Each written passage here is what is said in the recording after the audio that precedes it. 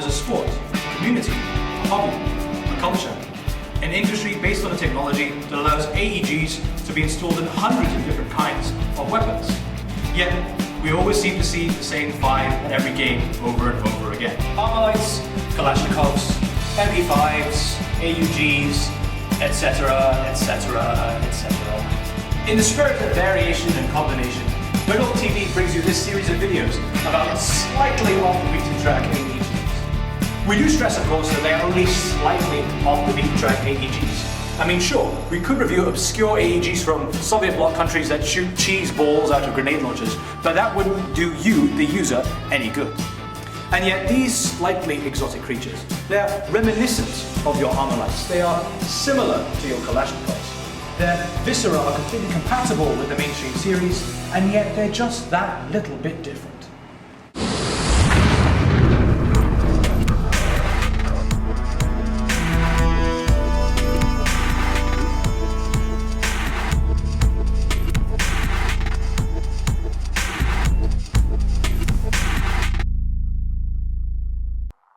On the scale of exoticism, this of the three is the least spicy option.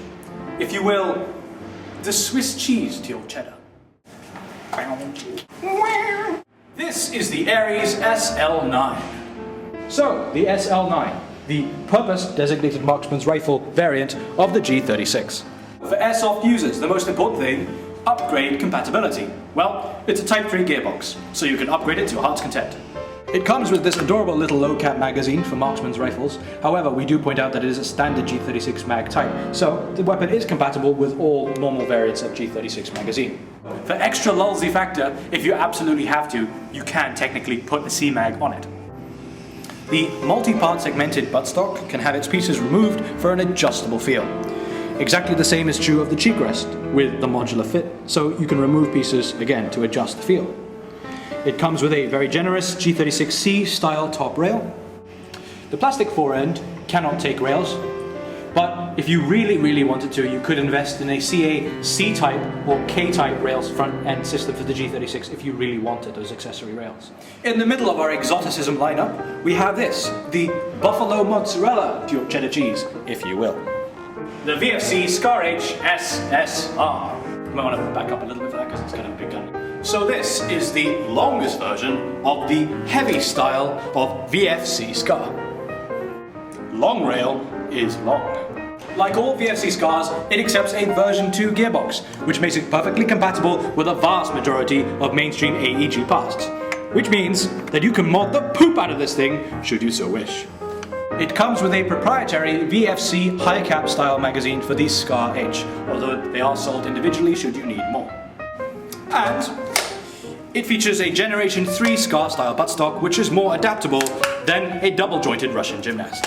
Not to mention, it is festooned with accessory rails, including the enormous monolithic rail running on the top, and almost the entire length of the forend is running bottom rail and side rails. And now, for the most exotic and yet most conservative of the three, the crumpet to your cheese, the Ares L86 LSW. In a country where even their fighting style is conservative, their idea of a light support weapon is a DMR. The L86, essentially an L85 with a well-endowed barrel, with the external barrel length of an M16 and the internal barrel length of Canada. The A2, the replica of the real steel variant with improvements brought to us by the Germans, including the enhanced magazine release and the improved bolt catch. The LSW features the barrel strut and front bipod, the rear vertical grip, and the shoulder catch. The carry handle is removable to expose the 19mm top accessory rail, which is compatible with both the SUSAT and the ACOG, though don't try to mount both at the same time, unless you really badly want to see the very fine detail on the scope and front. And now we move on to the Daka part of the video. Our 20-meter gun range in our Redwolf secret underground testing facility, with Jim Bob volunteering himself as the shooting target with a green gas bottle for a head. The Brit of the bunch, the L86 LSW from Ares. Chronos at 320 FPS, and now we commence with the firing test.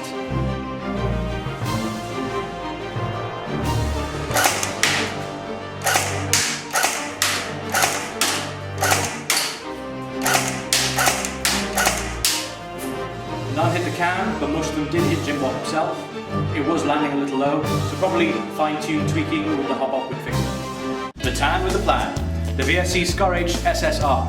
Chronos at 420 FPS. The weapon does not come with optics or even iron sights, so we're borrowing the use of this AEG for the purposes of this test.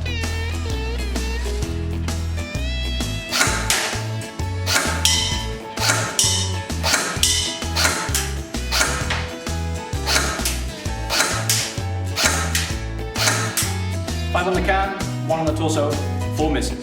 The lighter weapon was much easier to hold on target, and the addition of the optics meant that the weapon was much better zeroed. Totally rock out with a heckler and cock out. This is the Ares SL9. It does not come with iron sights or any optics, so we're borrowing this AEG for the use of this test.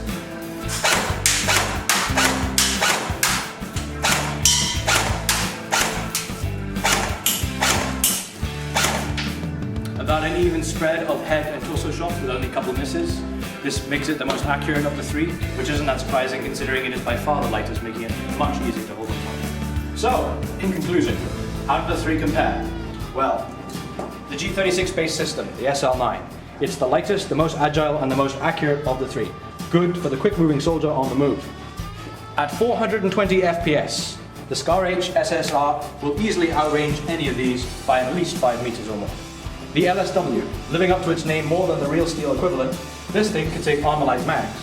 With its high ammunition capacity and built-in bipod, heavy bipod support, the rear monopod and the shoulder hook means that this thing is much lighter than a machine gun, but actually can perform almost the same role.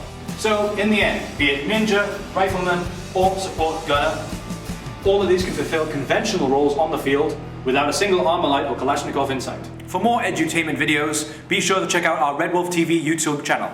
And for these incredible products and many more, do check out our website at www.redwolfairsoft.com.